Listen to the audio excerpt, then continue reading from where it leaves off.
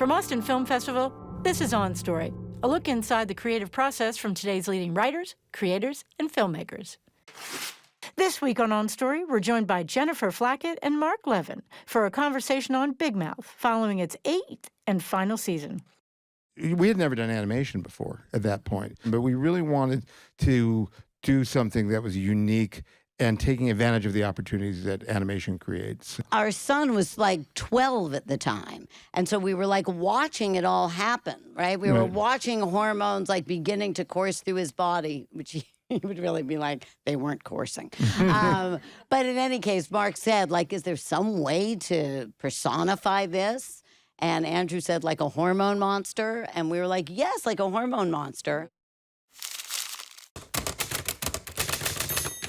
This week on Story, we're joined by Jennifer Flackett and Mark Levin, two co-creators of the raunchy animated coming-of-age sitcom Big Mouth, for a reflection on the show's 8-year run and a conversation on their process writing the final season.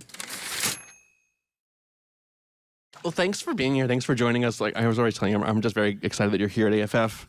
And congratulations on, I think it's the longest running Netflix, like non-children, whatever series. Yeah. What's the record? What's the record? It's the longest running scripted show on Netflix, as we've been told. Yeah. That's crazy. Yes. Which is exciting. No, Mark to us. was really intent. I was very intent he was very on intent getting on us to that yes. record. Yeah, I put a lot of effort Whatever into it that. takes. Yeah. You've had such like a wide background of doing all these different things. I specifically love one of your first jobs was The Wonder Years, which was also this coming of age story. But how do you see your own place in the industry, and what is your own particular sense of humor and taste that you've kind of brought with you throughout your career? It's funny because we've always this coming of age theme has been recurring for us over the years in different forms. I started on The Wonder Years, and then we made a film together called Little Manhattan in 2004, which was also a coming of age story. And then Big Mouth is kind of the exploring that theme even more. I think that having heart in our stories is probably the biggest theme of having some kind of emotional connection. Or big emotions, I think. Because when I think about that time of life, I think about how big those emotions are and how everything feels like it's the most important thing.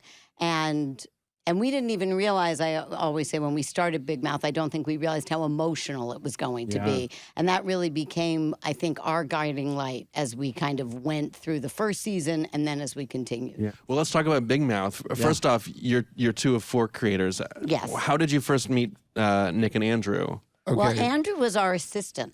We became close friends through that, but then he went on and became Seth MacFarlane's assistant after that, and then ended up being the writer's assistant on Family Guy and a member of the Family Guy writing staff. And we were doing features. We took a year off from work, and we rented out our house, and we just took a year around the world. As we were returning, we reached out to our old friend now, Andrew Goldberg. It was 2014 or 13, and we said, hey, we're thinking of doing a television project. Do you know of like who's the next young Andrew Goldberg who we might be able to collaborate with? And he said, what about the old Andrew Goldberg? And we said, great. Well, let's do something together. And we really loved working with him. And then he came to us and pitched us a show called Bar Mitzvah Boys. It was about 5 guys at a Jewish day school and their adventures. And Andrew left our office, and I said to Mark, I will never write that show. There was nothing about that show I want to do. And then it so happened through a weird series of events that we found ourselves in Mexico City with Nick Kroll. We had known him very lightly through Andrew. And Andrew and Nick grew up together. They grew up best together. Friends growing up. They were best friends. And we said, we're going to Mexico City with our kids. He said, I'm going to be there too. And we said, great, let's get together. And we came back from that trip, having gotten to know Nick a little better. And we said to Andrew, you know that Project Bar Mitzvah Boys, I think the time of life is right, but let's take out of the Jewish day school. Let's not make it only about boys, 5 guys. Let's focus it on you and Nick, and also girls too, and we can make it into a puberty story. And that's kind of where that. So it was it kind of grew out of this Bar Mitzvah Boys idea and grew into a story about Nick and Andrew and growing up and all the pain and shame around puberty. We had never done animation before at that point. He had done animation, he had been working on Family Guy, and we thought, well, this would be fun, but we really wanted to do something that was unique and taking advantage of the opportunities that animation creates. Our son was like 12 at the time. And so we were like watching it all happen, right? We were watching hormones like beginning to course through his body, which he would really be like, they weren't coursing. But in any case, Mark said, like, is there some way to personify this?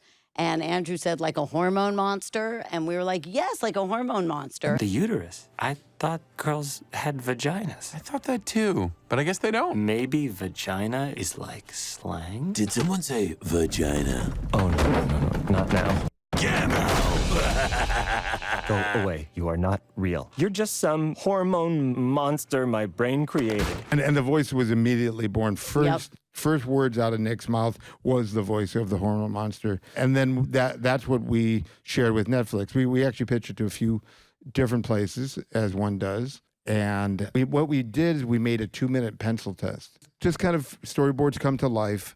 We were inspired by one. You can Google King of the Hill animatic pencil test, and you can see that there's a little test which was basically that, and that inspired ours.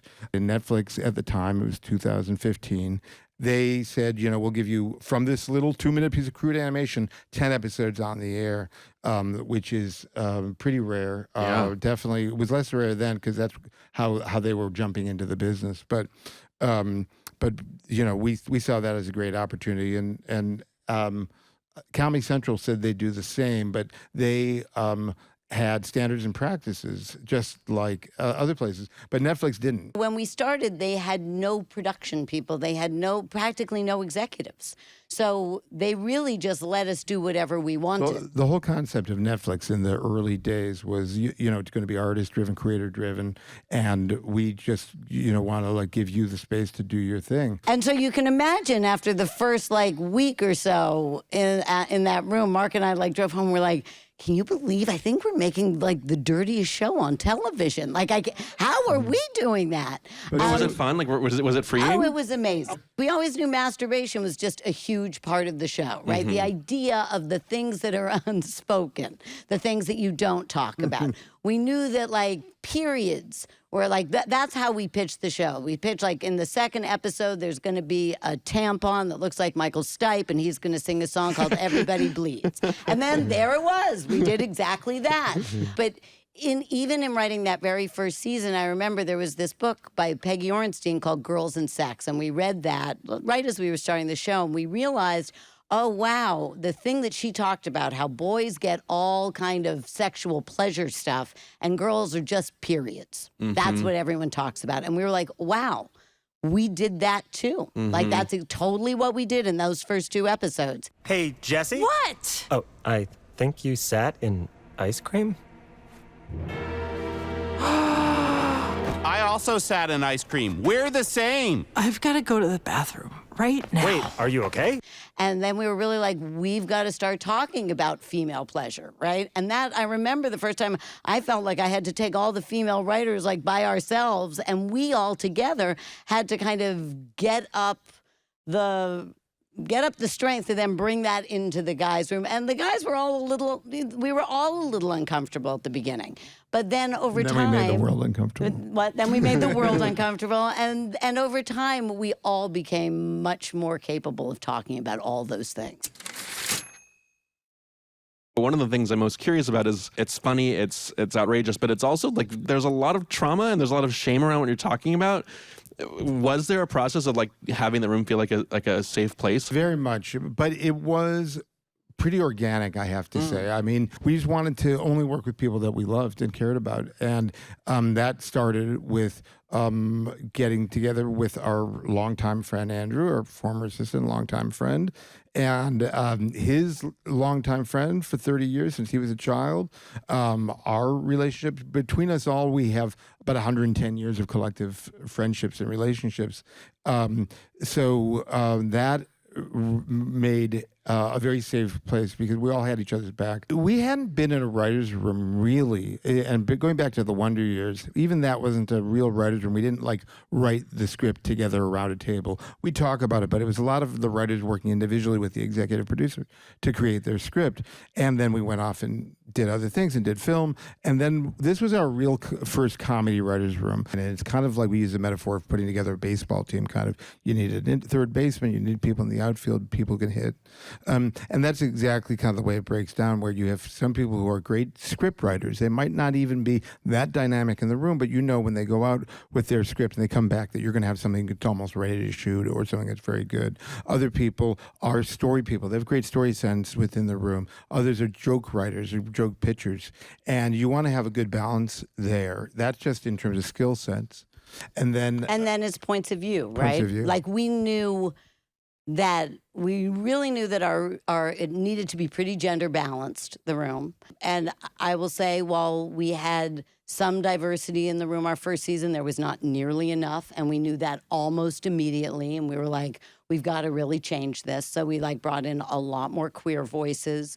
We brought in people of all different ethnicities, and so that really, to us, that's now really how you build a room. And so when we were building our mating season room, we had to, we had learned all those lessons.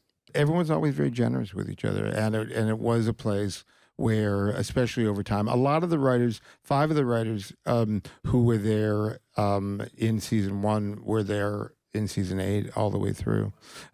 So it was, a lot of that group really grew up together on the show. In the first season, John Mulaney was a part of the writer's room. And John is obviously one of the funniest people around there. So many of the people in the room are hilarious, but intimidating too from a comedy mind. I mean, really, and raised the bar.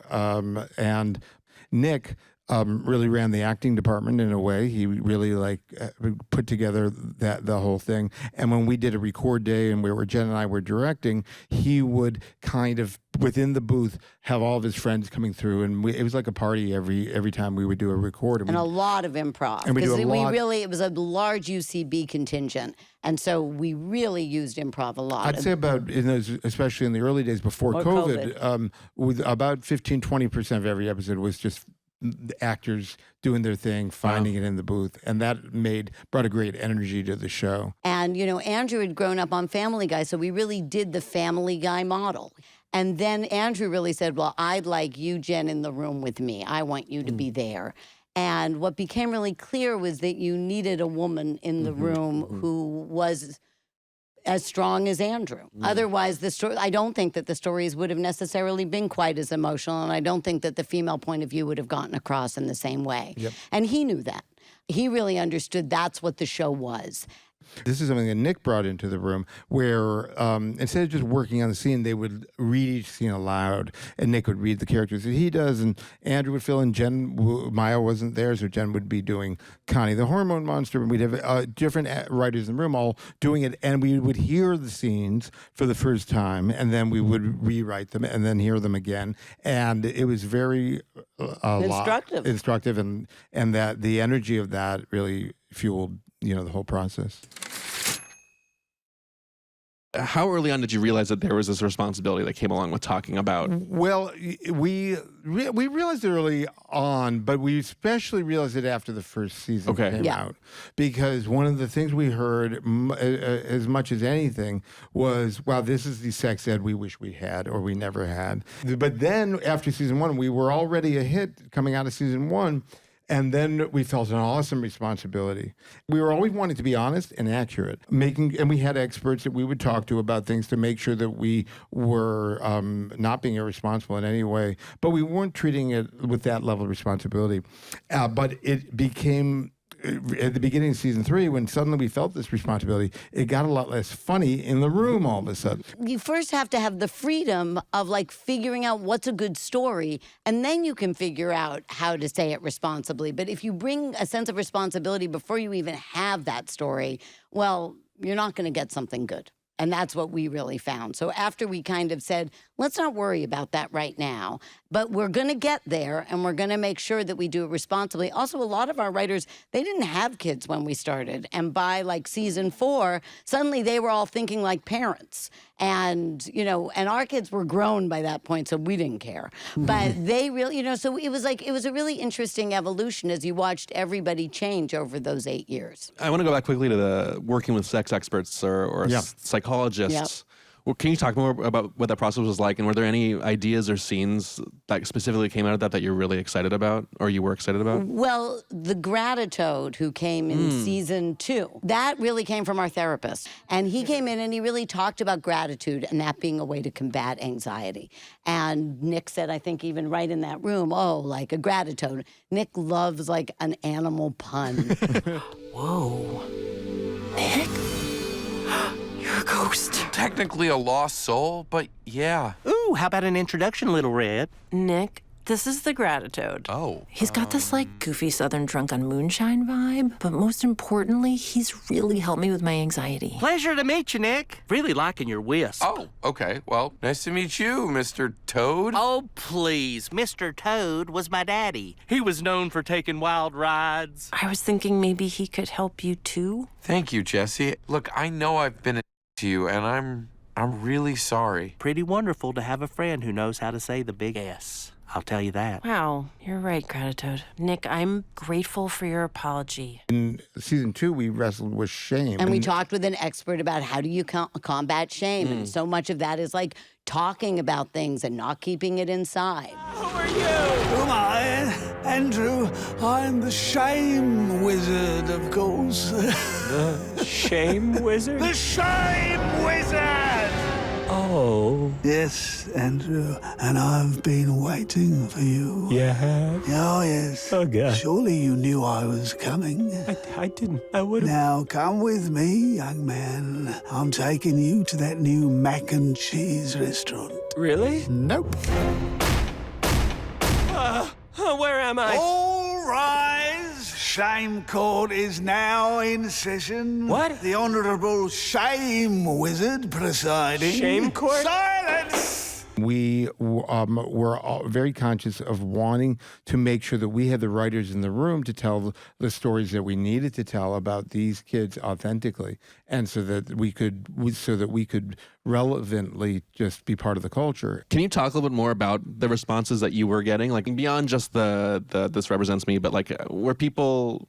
Well, I mean, I remember the night before it dropped on Netflix, Mark was like lying in bed and he said, "It's a show about kids for grown-ups. I worry we've made a show for nobody." And I was like, oh, yeah, that could be the case, right? And then I remember it came out the next day, and this is when Twitter was still, to me, a wonderful place. We like looked at it, and it was like, oh my God, everybody got it. Like they totally got it. It was like the most amazing feeling in that moment because we really we had no expectation at all. We had no idea how people would feel about it. And for everyone like to embrace it exactly as we made it was, it was an amazing my favorite comment thing. From Twitter that time was Big Mouth gives 0. And it wasn't necessarily the attitude, but we were only thinking about what's funny to us in this room, and we were not thinking at all about the responsibility. I remember one which was, "Girl, get yourself a guy that watches Big Mouth," and that made me really happy. Yeah. So once you started realizing the show had legs, can you talk about? Like actually, like the long-term thinking of making characters grow into something, and then being able to use that growth to find new stories. Well, it was interesting because we started talking about whose model are we going to change, right? Because in animation, they just have one model. They basically have one set of clothes. And you can change the clothes for like if they're going to a fancy party, but if they're at school, they're always wearing the same clothes.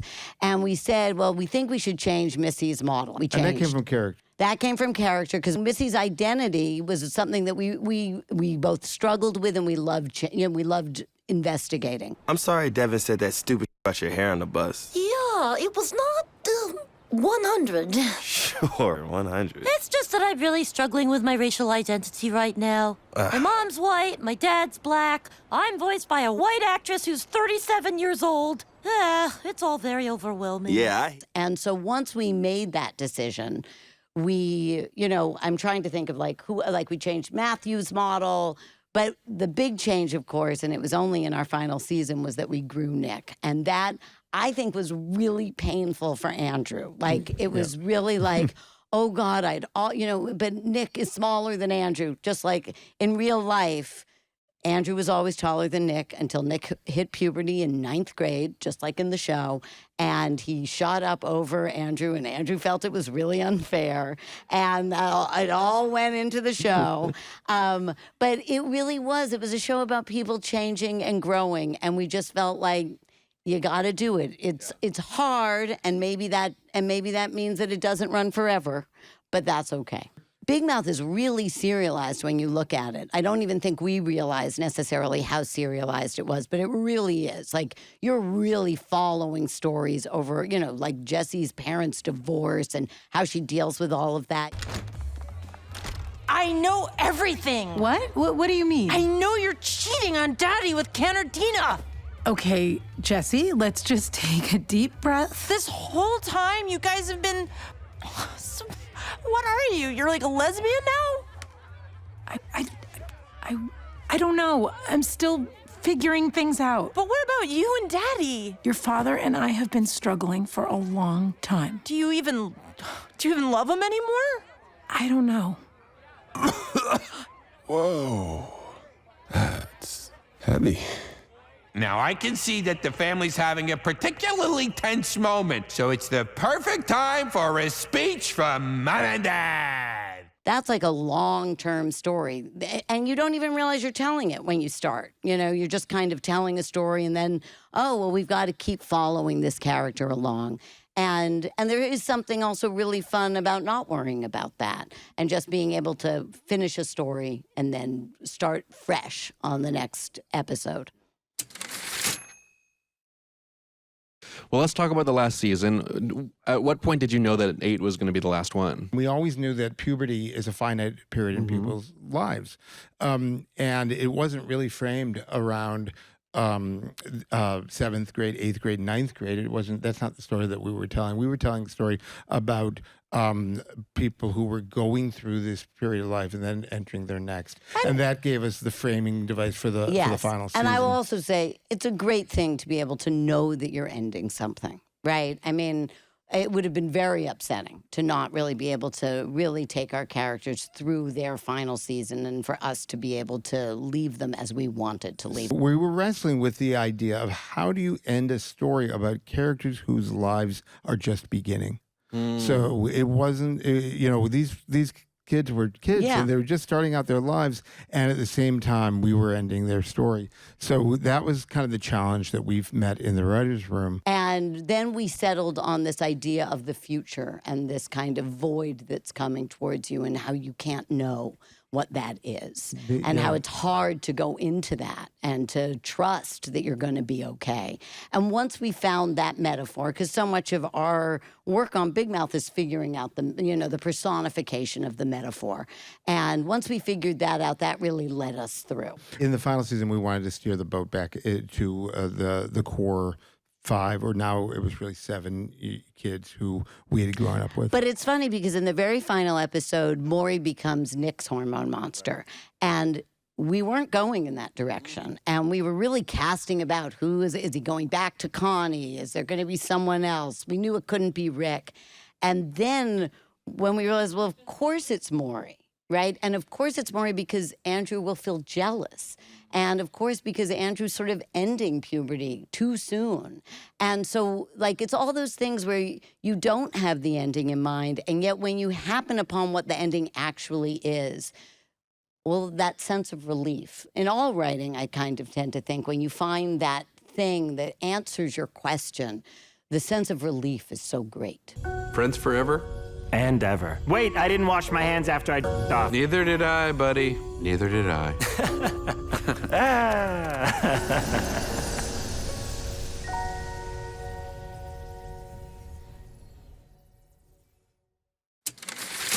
You've been watching Inside the Final Season, Big Mouth, on Story. On Story is part of a growing number of programs in Austin Film Festival's On Story project that also includes the On Story radio program, podcast, book series, and the On Story archive, accessible through the Whitliff Collections at Texas State University. To find out more about On Story and Austin Film Festival, visit onstory.tv or austinfilmfestival.com.